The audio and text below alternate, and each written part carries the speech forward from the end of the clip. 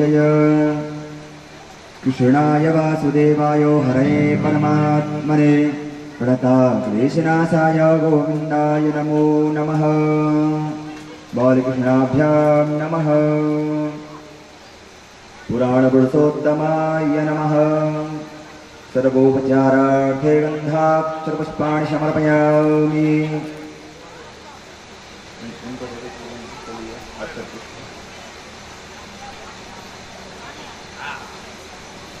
बिम्बफलादोष्ठाद पूर्णेन्दुसुन्दरमुखादरविन्दनेत्रात् कृष्णात् परं किमपि तत्त्वमहं न जाने।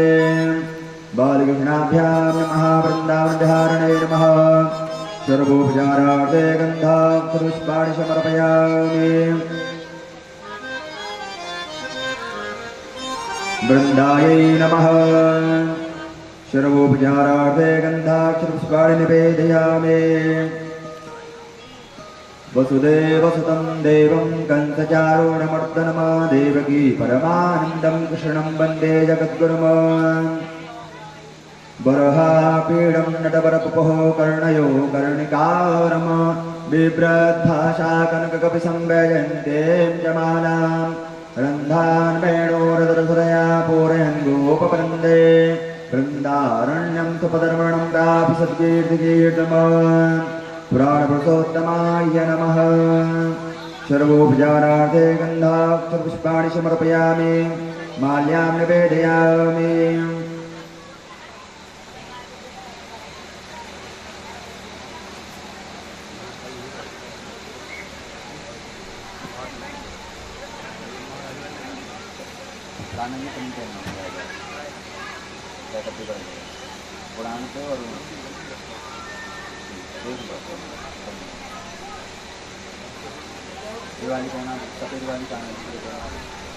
सुगन्धेनि मालित्यादीनि वै प्रभो मया हृतानि पुष्पाणि पूजार्थं प्रतिगृह्यताम्। पुष्पमाल्यां समर्पयामि।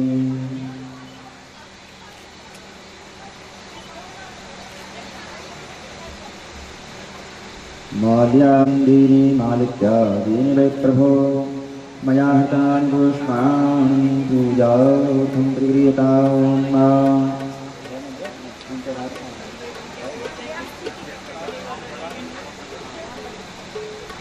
गुरुर्विष्णु गुरुर्देवो महेश्वर गुरुर्साक्षात् परब्रह्म तस्मै श्रीगुरवे नमः। सद्गुरुदेव भगवान की जय।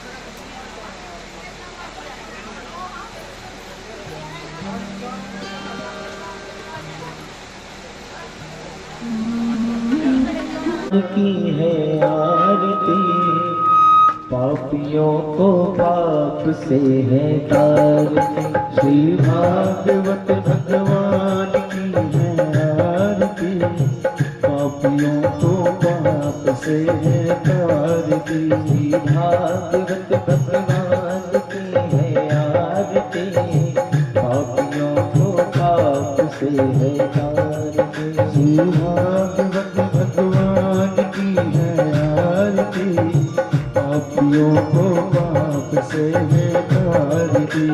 अमर ग्रंथ ये भक्ति करते पंचम वेद निराला नव ज्योति जगाने वाला। ये अमर ग्रंथ ये मुक्ति ये पंचम वेद निराला नव ज्योति जगाने वाला। हरि नाम यही हरि नाम यही हरि नाम यही हरि नाम यही जग के मंगल की आरती पापियों को पाप से है तारती। श्री भागवत भगवान की है आरती पापियों को पाप से है तारती। शांति गीत पावन पुनीत पापों को मिटाने वाला हरि दर्श कराने वाला।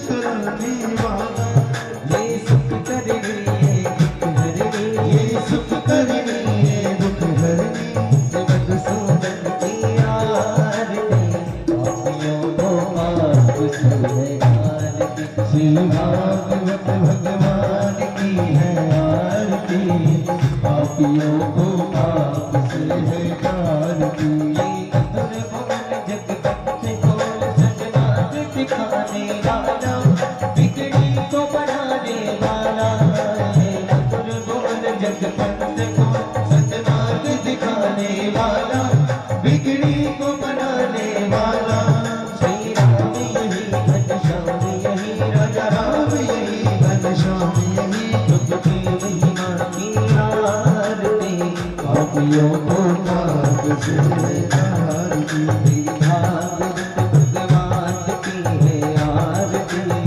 पापियों को माफ से है आरती, पापियों को माफ से है आरती, पापियों को माफ से है आरती।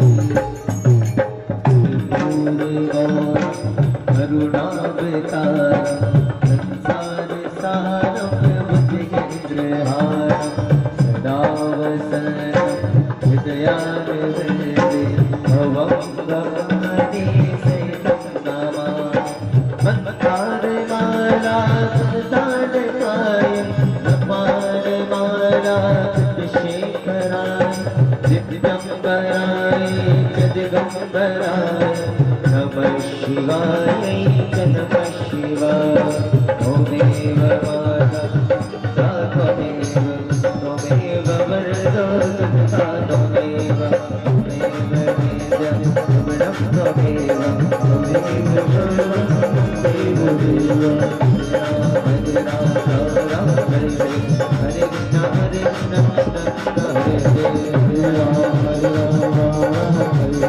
कृष्ण हरे कृष्ण हरे कृष्ण कृष्ण कृष्ण हरे हरे, हरे कृष्ण हरे कृष्ण कृष्ण कृष्ण हरे हरे, हरे राम राम राम हरे हरे, हरे कृष्ण कृष्ण कृष्ण हरे हरे, हरे राम राम राम हरे हरे, हरे कृष्ण कृष्ण कृष्ण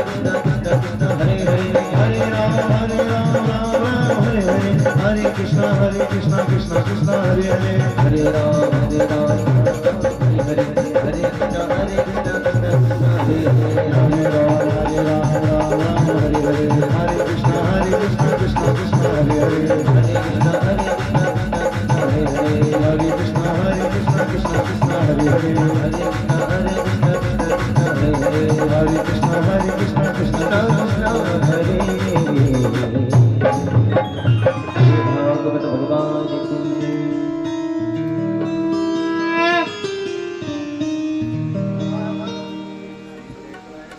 जय नमो नमः। मंत्रपुष्पाञ्जलिः। ॐ जत्रेण धर्मजयन्त देवास्तान् धर्मानुगमान्या सन्नादेहनागं महिमानः सजन्तपूर्वे साध्याः सन्ति देवाः।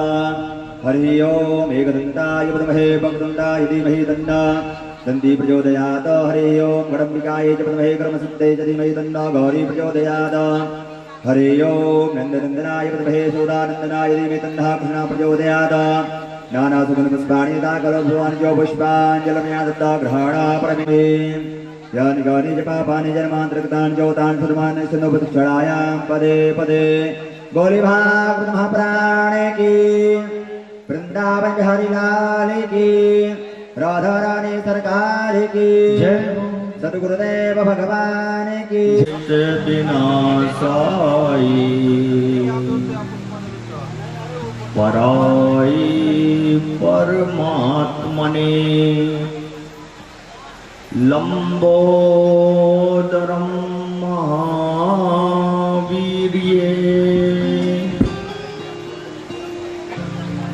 नागयज्ञो विशोभितम्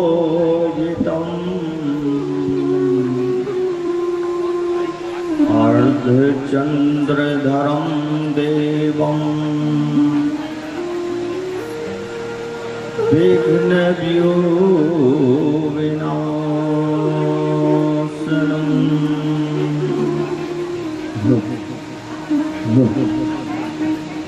वंशी विभूषित करान नवनीरदान पीताम्बरादुर्बिम्बफलादरोष्टात् पूर्णेन्दु सुंदर मुखादरविन्द्रनेत्रात् कृष्णात् परं किमपि तत्त्वमहं न जाने। मनोजवं मार्यततुल्यवेगम् जितेन्द्रियं बुद्धिवतात्वरिष्ठम् वातात्मजं वानरयूथमुख्यम्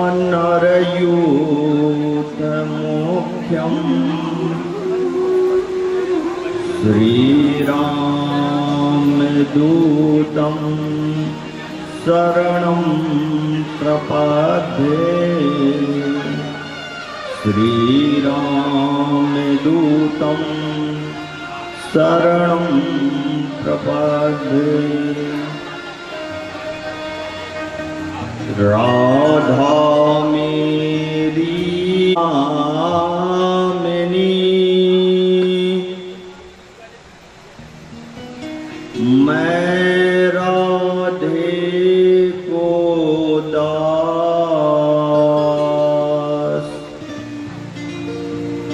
जन्म जन्म मोहे दीजियो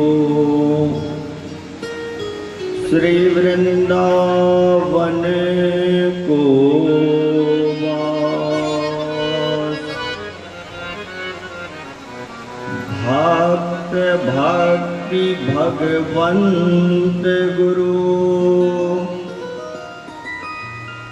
चतुर नाम बपुएक इनके पद वंदन किए ना सही विघ्न अनेक। जय जय श्री राधा रमण जय जय नवले किशोर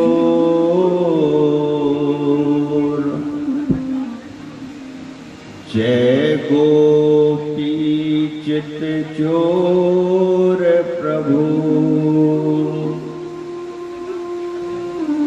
जय जय माखन चोर।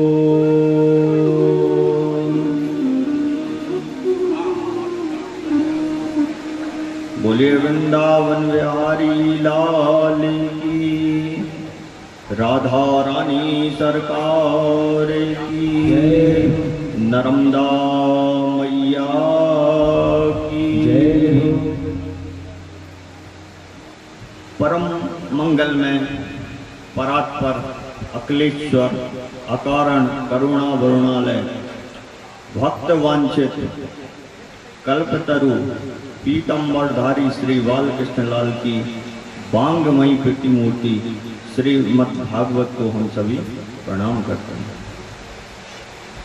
मंच पर उपस्थित हमारे वैदिक ब्राह्मण जो इतने बड़े अनुष्ठान का संचालन कर रहे हैं, हमारे संगीत वाले कलाकार, सामने विराजमान ममतामयी करुणामयी माताएं एवं बहनों, हमारे सभी भक्त जिनके हृदय में प्रभु वास करते हैं, सभी को प्रणाम करते हुए आज हम षष्ठम दिवस की कथा में प्रवेश करने जा रहे हैं। तो कथा में प्रवेश करने के पूर्व भगवान का संकीर्तन आवश्यक है। इसीलिए सभी लोग करतल ध्वनि के साथ भगवान का भजन करेंगे, वो भगवान की याद करेंगे।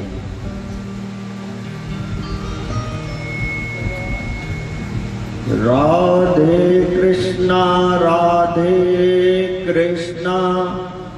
कृष्णा कृष्णा राधे राधे,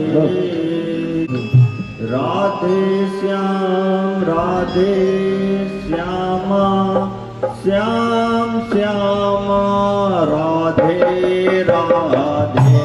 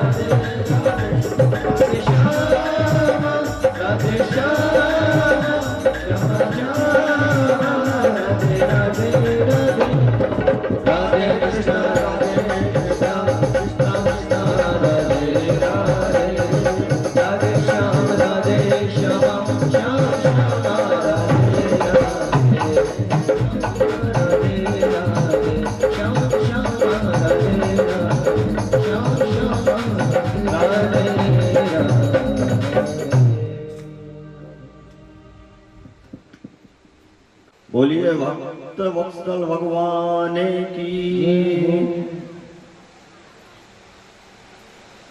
आज हम सभी षष्ठम दिवस की कथा में प्रवेश करने जा रहे हैं। भगवान की कृपा से ऐसा अवसर प्राप्त हुआ है। छठवें दिवस की जो कथा है, व्यास नंदन श्री सुखदेव जी महाराज राजा परीक्षित से कहते हैं, महाराज सप्त दिवसीय जो अनुष्ठान होता है उसकी सबसे अच्छी बात यह है कि 7 की संख्या जो है 7 में ही सब समाहित होना है। तो कर्मयोगी राजा परीक्षित व्यास नंदन सुखदेव जी से कहते हैं कि महाराज मुझे पता है कि कल मेरा आखिरी दिन है, क्योंकि ऋषि का श्राप है, वो तो व्यर्थ नहीं होगा, निश्चित ही मेरी मौत आएगी। तो कहा सर्प आएगा। सर्प मतलब काल, सर्प मतलब काल, काल को तो आना ही है। और काल से कौन बच पाता है? काल से कोई नहीं बच सकता। लेकिन भगवान की जो करुणामयी कथाएं हैं, जिनका आपने मुझे अमृतपान करवाया है, अब मुझे जीवन और मृत्यु का कोई भय नहीं है। मैं काल का भी स्वागत करता हूं।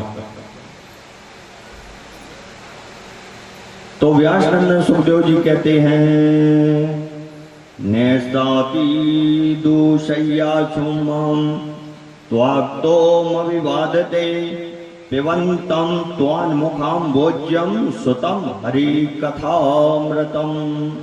तो कहा राजन, जिसने यह अमृत पिया है वो जीवन और मृत्यु से परे हो जाता है।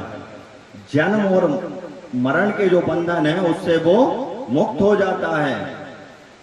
और सबसे अच्छी बात है राजन, आप कथा का श्रवण तो कर रहे हैं, लेकिन आपका ध्यान जो है ना पूरा भगवान के चरणों में है। इसलिए निश्चित मैं तो समझता हूं कि आपकी मुक्ति निश्चित है। कल की कथा में आप लोगों ने सुना, गोवर्धन पर्वत को कैसे भगवान ने अपनी उंगली पे धारण किया। बाल लीलाएं जो हैं वो चल रही हैं। अब भगवान वृंदावन में यशोदा मैया और नंद जी के यहाँ बैठकर ठिठोली कर रहे हैं। तो यशोदा मैया कहती हैं, लाला तू इतनो सो है, लेकिन तूने काम तो बहुत बड़े बड़े कर दे। तो भगवान कहते हैं, मैया ये सब आपकी माखन और दूध की शक्ति है। माखन और दूध की शक्ति मिली है, इसलिए इतने बड़े बड़े गोवर्धन। तो कहा लाला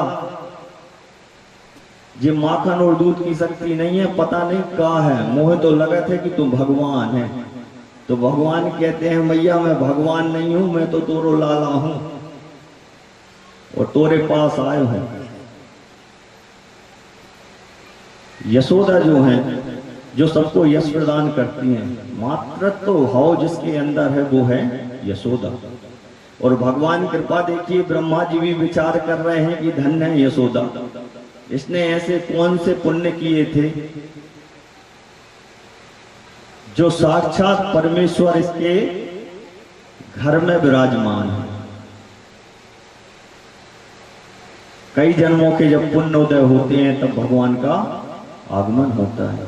भगवान आसानी से नहीं मिलते, बहुत कुछ करना पड़ता है, तब जाके भगवान का अवतरण होता है। एक दिन की बात है, अब ग्वाल बालों के साथ भगवान रहते हैं। गोपियां जो हैं कृष्ण कृष्ण की चाह में सभी ने सोचा कि कृष्ण को हम अपना पति बनाएंगे।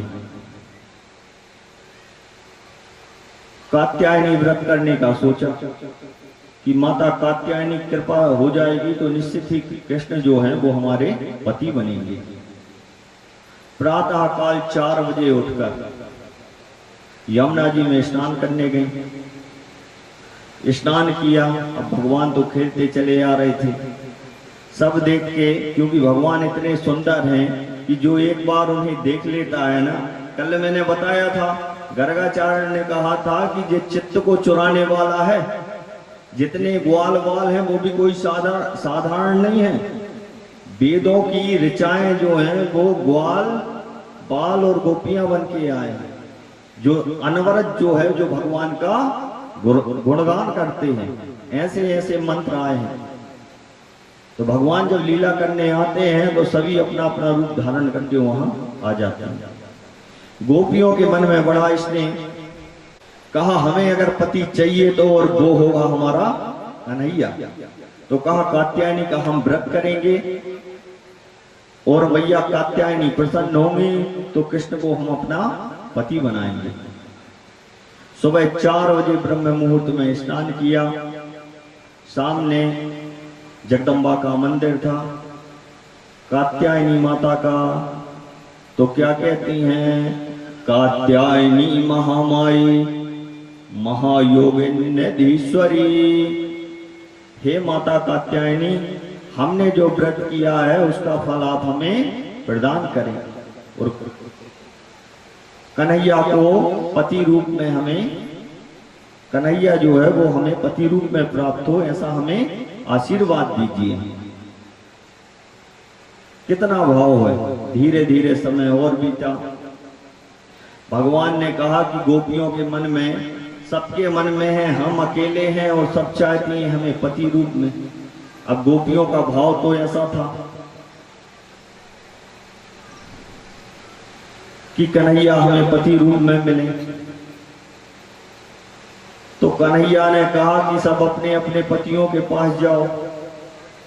तो कहा नहीं प्रभु, ये पति तो इस देह के हैं, पर वास्तविक जो पति होता है वो आत्मा का होता है, और हमने आत्मा से आपको पति मान लिया है क्योंकि आप परमेश्वर हैं। अगर भगवान को जिसने अपना बंधु बांधव पति जिस रूप में आप चाहो बना सकते हो, वहां कोई शर्त लागू नहीं होती। कोई अपना पुत्र बनाता है, कोई अपना मित्र बनाता है, कोई अपना पति बनाता है। मीराबाई जैसे कि मेरे तो गिरधर गोपाल दूसरो ना ही कोई, संसार में कोई किसी का नहीं है सिवा भगवान के। इसलिए अगर मुझे आराधना करनी है और मुझे किसी की शरण में जाना है तो वो है गोविंद, और अगर हम गोविंद की शरण में जाएं तो फिर किसी से अपेक्षा भी नहीं करनी चाहिए, क्योंकि भगवान को जब हम अपना मानते हैं तो भगवान कहते हैं कि जो मेरा है मैं उसका हूं, क्योंकि मैं तो भक्त के वश में हूं, भक्त के अधीन हूं। भक्त जैसा चाहे वैसा मुझे बना सकता है। अब सबका भाव देखा। शरद पूर्णिमा की रात्रि में भगवान ने कहा कि सबको इकट्ठा करो। गोपियां जो हैं वो श्रृंगार कर करके आने लगी कि आज रास करेंगे। शरद पूर्णिमा की रात आई, सभी गोपियों के साथ भगवान ने भी उतने ही रूप बना लिए और सब गोपियों के साथ भगवान ने रास किया। जैसे भगवान, जितने भगवान उतनी गोपियां, हर गोपी के पास एक कन्हैया। इतना भारी रास हुआ है। यहाँ रास पंचाध्यायी बहुत बड़ी है। सम्य व्यवस्थिता बुद्धिस्तवः रास पंचाध्यायी मतः कृष्णाय देवक्तायाम येयं जाता निमिष्टिके। ऐसी रात आई है कि घर में जितनी गोपियां थीं सब श्रृंगार कर करके निकलने लगी। जो भगवान ने बांसुरी बजाई, और सब पहुंच गई यमुना के किनारे। अनुराधा, राधा, ललिता, इस प्रकार की जितनी गोपियां थी वो वहां जाने लगी। और आज की रात्रि जो है वो महारास की रात है, इसलिए सबने विचार किया कि आज कन्हैया के साथ हम रास करेंगे, नृत्य करेंगे, गीत गाएंगे और कन्हैया हमारे साथ होगा। बोलिए वृंदावन बिहारी लाल की, रानी सरकार की जय। इतना भारी रास हुआ है कि देवता, दानव, किन्नर, मानव, भगवान महादेव से भी रहा नहीं गया। वो भी पार्वती से कहते हैं कि आज जब कन्हैया नाचेंगे तो हमें भी वृंदावन में जाना चाहिए। और मैया पार्वती ने कहा कि जब आप जाएंगे तो आप अकेले थोड़ी जाएंगे, हम भी आपके साथ चलेंगे, क्योंकि जब गोविंद नृत्य करते हैं तो तीनों लोग जो हैं वो झूम जाते हैं। भगवान कर रहे हैं, भोलेनाथ और माता पार्वती भी उसमें सम्मिलित हुए हैं।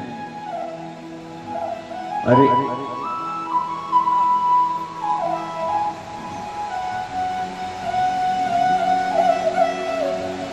आप सभी लोग झूमेंगे तालियों के साथ। महादेव जो हैं वो रास में पहुंच गए हैं।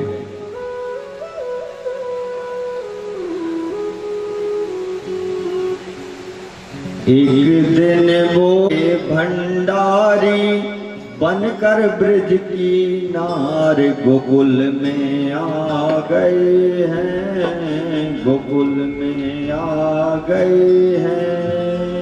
एक दिन वो भोले भंडारी बन करके ब्रजनार गोकुल में आ गए हैं, गोकुल में आ गए हैं। एक दिन वो भोले भंडारी बन करके ब्रजनार वृंदावन आ गए हैं, वृंदावन आ गए हैं। पार्वती भी बना बिहारी, पार्वती भी बना बिहारी,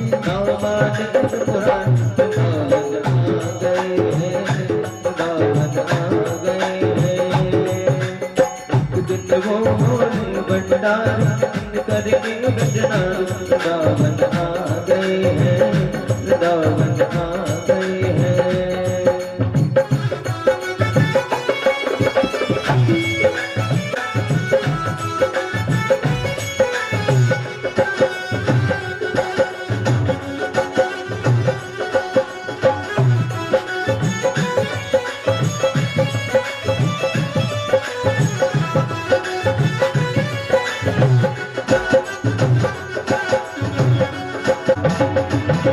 पार्वती से बोले बोले मैं भी चलूंगा तेरे संग में, तेरे संग में।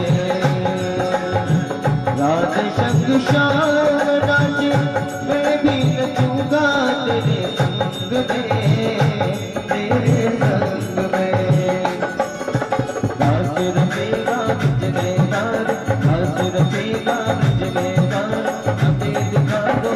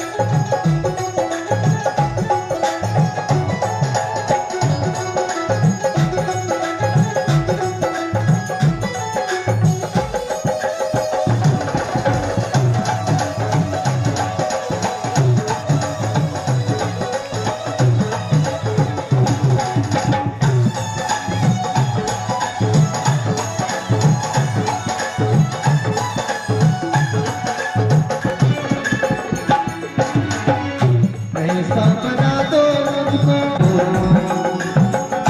मैं हूँ सहेली तेरी, ऐसा बताना ब्रजराज को, ब्रजराज को।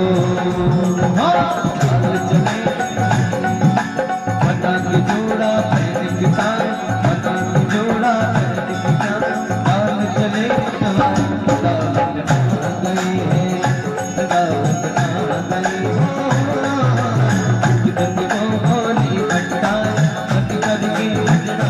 दावत आ गई है, दावत आ गई है।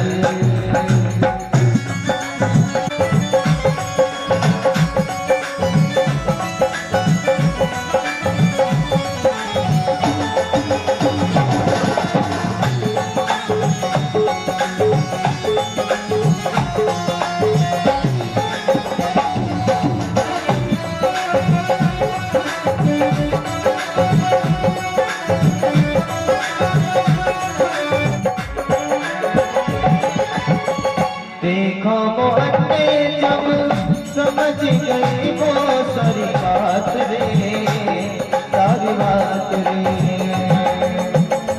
ऐसी बजाई बंसी, ऐसी बजाई बंसी, बस भोले भोले रात रे, भोले रात रे।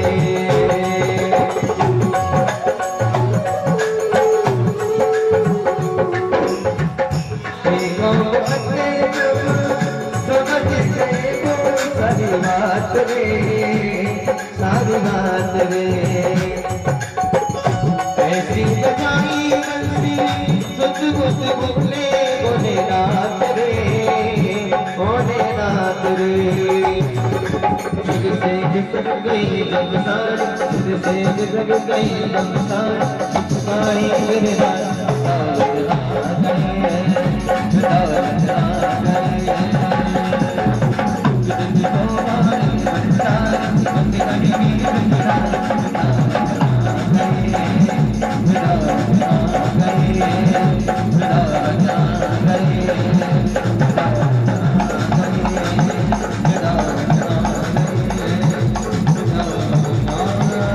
अब मैं ऐसा क्या करूं जिससे उन दोनों बालकों को मैं खत्म कर सकूं।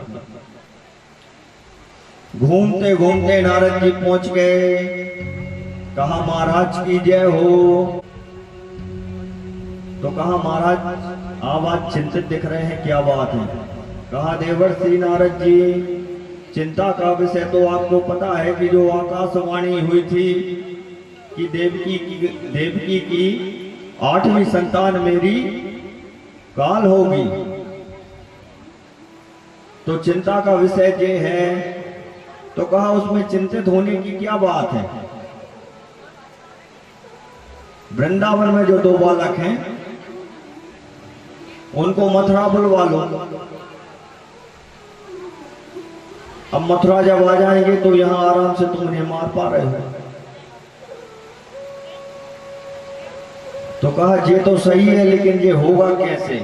तो कहा महाराज आपको शायद याद नहीं है, महादेव ने आपको एक धनुष दिया है, तो धनुष यज्ञ का आयोजन आप करिए और उन दोनों को आप यहाँ बुलवा लीजिए।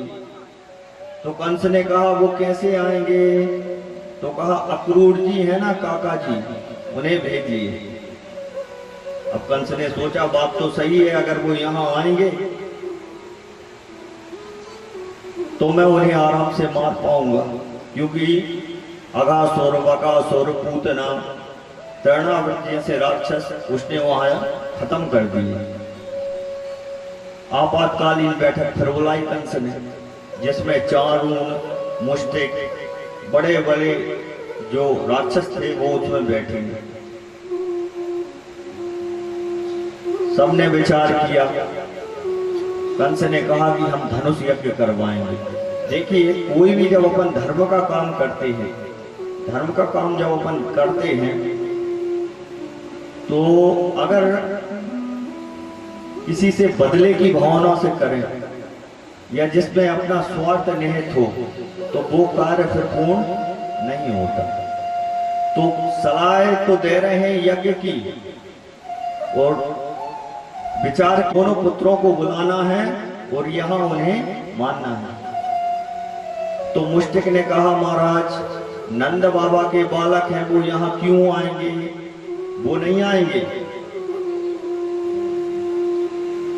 तो चारुण ने कहा कि महाराज हमें पता है यादवों में जो अक्रूर जी हैं वो समाज के सबसे वरिष्ठ हैं, और मुझे विश्वास है कि नंद बाबा कभी उन्हें मना नहीं करेंगे। तो आप अक्रूर जी को बुलाइए और उन्हें भेजिए वृंदावन और बालकों को बुलवाइए।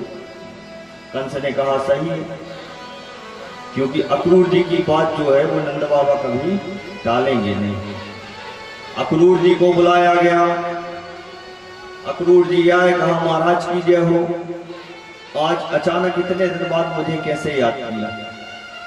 तो कहा अक्रूर जी, हम चाह रहे हैं कि हमारे यहाँ एक यज्ञ हो, और जिसमें आजू बाजू के जितने भी गांव हैं सब लोगों को हम आमंत्रित कर रहे हैं, और हम चाहते हैं कि आप वृंदावन जाएं नंद बाबा के यहाँ, और उनके दोनों पुत्रों को आप यहाँ लिवा कर लाएं।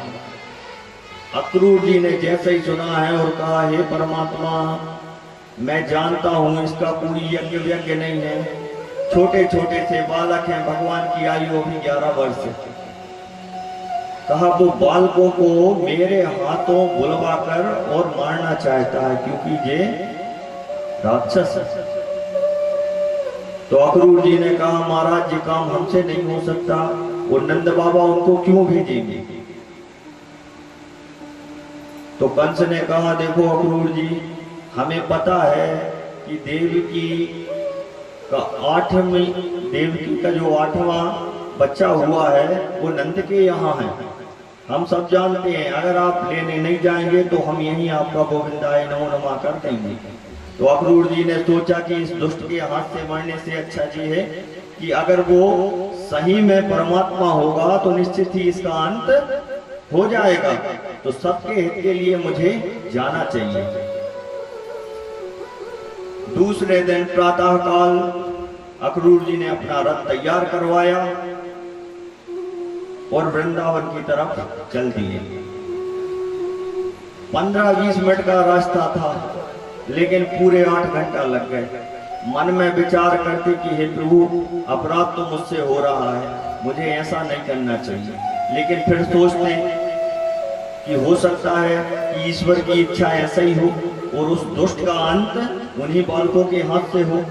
भ्रम वाली जब स्थिति होती है, हमारे अंदर भी होती है, तो जो काम 2 मिनट में होना चाहिए था उसमें 10 मिनट लग जाते हैं। बोलिए वृंदावन बिहारी लाल की। तो ऐसे ही भ्रम की स्थिति में जो है वो अक्रूर जी है। अक्रूर जी चले जा रहे हैं।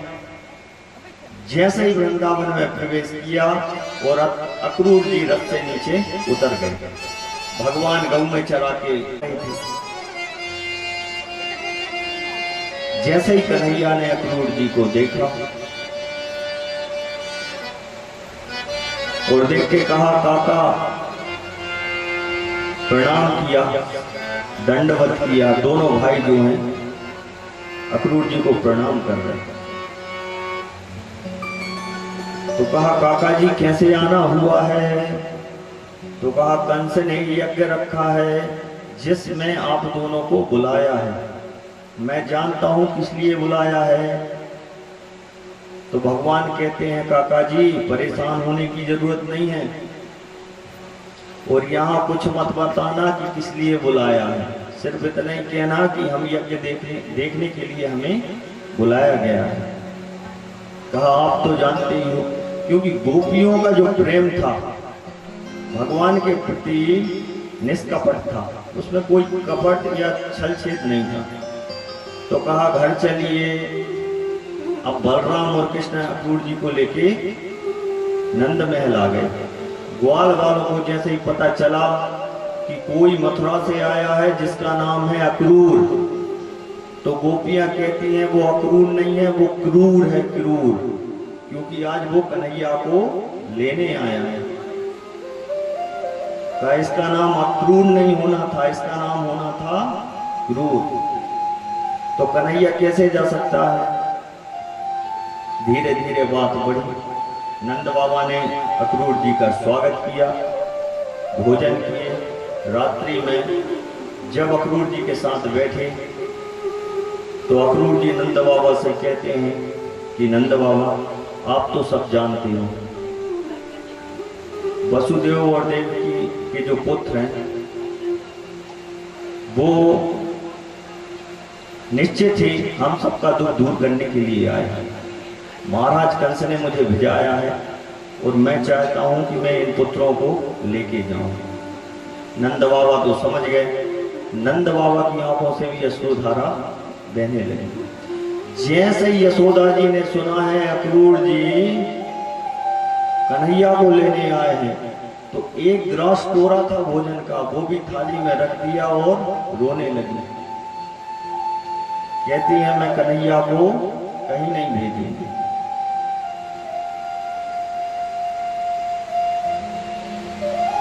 अक्रूर आए अथवा क्रूर आए, कन्हैया कहीं नहीं जाएगा। नंद बाबा ने यशोदा मैया को समझाया। पुनः पुलिन्मागत्य यशोदा करुणारुदम संपेता जगु कृष्णम तदागमन कांक्षितः। कहा यशोदा वो हमेशा के लिए थोड़ी जा रहे हैं, 3 दिन का यज्ञ है, यज्ञ में देखेंगे और वापस आ जाएंगे। और कहा चिंता मत करो, फिर मैं भी तो जा रहा हूं। नंद बाबा ने कहा गोप भी जाएंगे, ग्वाले जाएंगे, हम सभी लोग जाएंगे। फिर भी यशोदा कहती हैं कि कन्हैया को मैंने जब से कन्हैया हुआ है 1 मिनट के लिए मैंने उसको अकेला नहीं छोड़ा। सुबह से लगा के जब तक वो सो नहीं जाता तब तक उसकी सेवा करती थी यशोदा मैया।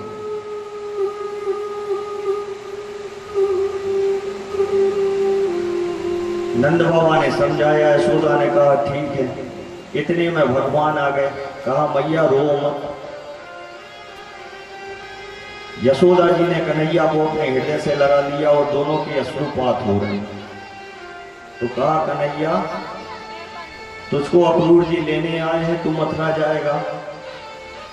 तो भगवान कहते हैं मैया मैं तुझे छोड़ के कहाँ जा रहा हूँ, मैं जाऊंगा और वापस आ जाऊंगा। और हमें तो यज्ञ देखना है। अब भगवान ने सोचा कि मैया ऐसे तो जाने नहीं देंगी, तो कहा मुझे यज्ञ देखना है, आप कहीं जाने नहीं देती, मुझे यज्ञ देखना है। तो यशोदा ने कहा ठीक है। सुबह सुबह चलने की तैयारी हुई। बढ़िया भगवान को तैयार किया गया, रथ में बिठाला गया। यहाँ गोपियों को जब पता चला कि कन्हैया हमसे दूर जा रहे हैं तो विरह की जो वेदना है गोपी गीत के माध्यम से आप समझिए। शेधिकम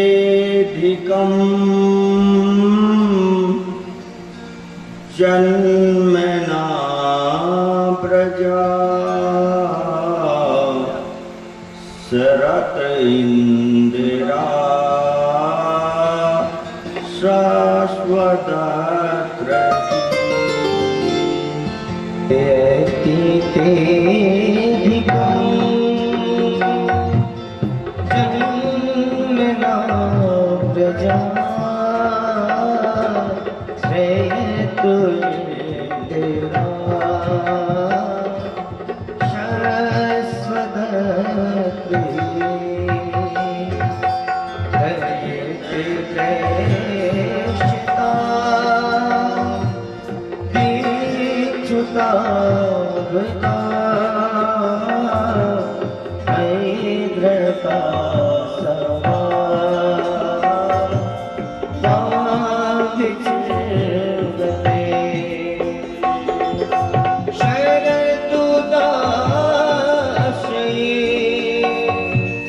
सा